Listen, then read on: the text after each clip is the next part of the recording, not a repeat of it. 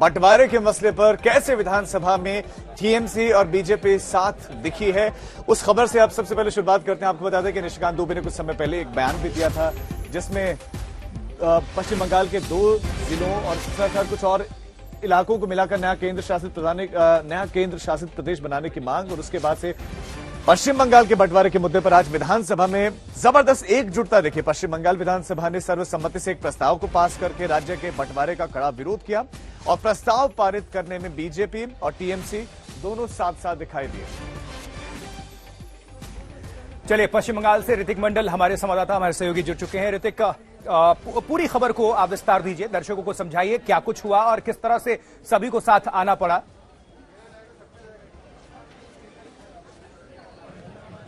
देखिए, पहले बता दूं कि बंगाल के विधानसभा के अंदर इस तरीके का मंजर अक्सर देखा नहीं जाता जो आज हुआ है।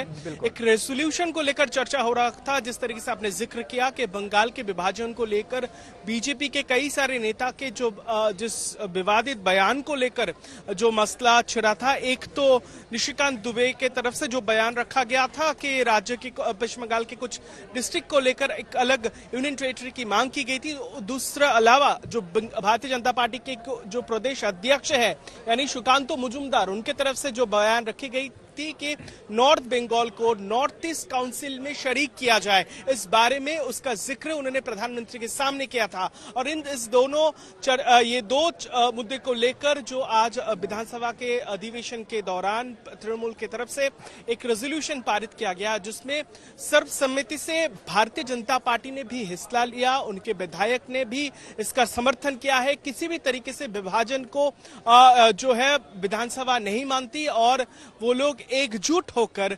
अविभाजित बंगाल के जो है गठन के लिए काम करते रहेंगे। यही रेजोल्यूशन जो है वो पास किया गया। जमकर भारतीय जनता पार्टी के जो विधायक है उन्होंने इस पर हिस्सा लिया। खासकर शुभेंदु अधिकारी ने भी उन्होंने कहा कि श्यामा प्रसाद मुखर्जी का जो चिंता थी उसको ही वो सामने लाते हैं। और उसके इस दौरान उन्होंने कहा कि किसी भी तरीके से जो पृथक या फिर अलग उत्तर बंगाल हो या फिर बंगाल का बंटवारा, ये माना नहीं जाएगा। और इसके लिए हमने देखा कि मुख्यमंत्री ममता बनर्जी उन्होंने जो है अधिवेशन के दौरान शुभेंदु अधिकारी का तारीफ किया। उन्होंने कहा कि जो सप्लीमेंट्री जो रेजोल्यूशन पारित किया जाएगा उसमें उन्होंने जो कहा है उसका भी जिक्र रहेगा।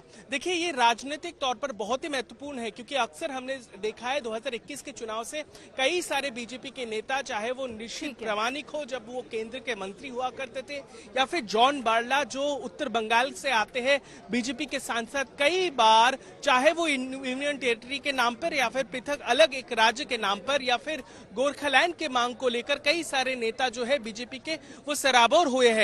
लेकिन भारतीय जनता पार्टी का कहना है कि मैं आपको रोक रही हूँ, आखिरकार वो बयान भी आपको सुना दो जो निशिकांत दुबे ने दिया था। केवल लड़कियों के साथ शादी करने का मामला नहीं है। मैंने कहा 100 से ऊपर मुखिया ऐसे हैं जिनके पति जो है मुसलमान हैं, जो आदिवासी कोटे से मुखिया हैं, जिला परिषद की अध्यक्षा हैं, पंचायत समिति की अध्यक्षा हैं। तो उनका क्या हो रहा है, उनके जो बच्चे पैदा हो रहे हैं वो मुसलमान हो रहे हैं। तो जो लैंड है आदिवासी, संथालपना टेनेंसी एक्ट है जो ये कहता है कि आदिवासी की जमीन आदिवासी के पास रहेगी, कोई जमीन की खरीद बिक्री नहीं हो सकती।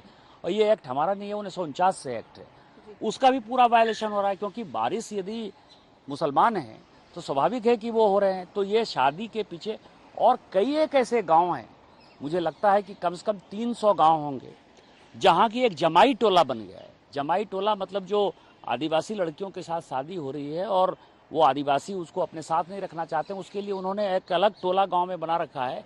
जो मुसलमान जमाई जो आदिवासी लड़कियों के साथ शादी करते हैं वो उस तरह का माहौल है। तो जब इस तरह का माहौल हो, और जो झारखंड है, झारखंड सरकार तो खैर कुछ कर ही नहीं रही है, लेकिन इसके अलावा जो वेस्ट बंगाल की गवर्नमेंट है, वेस्ट बंगाल की गवर्नमेंट अब झारखंड में लोगों को जो है विस्थापित करने का एक बड़ा खेल कर रही है।